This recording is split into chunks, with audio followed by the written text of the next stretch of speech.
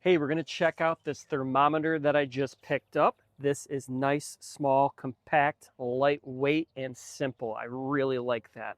The display here is nice and bright and clear. The temperature outside is about 70 degrees, so I think this is accurate.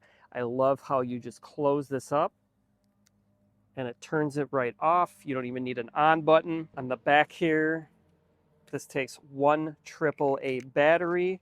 There is a seal here, so I think it's water resistant. So you can use this outside, and that water resistance will help when you wash it as well. I like that this fits right in my hand, and it's just so simple to get a temp. This immediately reads the temperature. So we're over 170, so we're about pretty good on this. But having a thermometer helps you not overcook your food, and it also makes sure your food is safe to eat. Overall, I love how simple this is. I didn't need anything too complicated. I love that it immediately pulls that temperature right up. The screen is nice, bright, easy to read. I think we're going to use this all summer.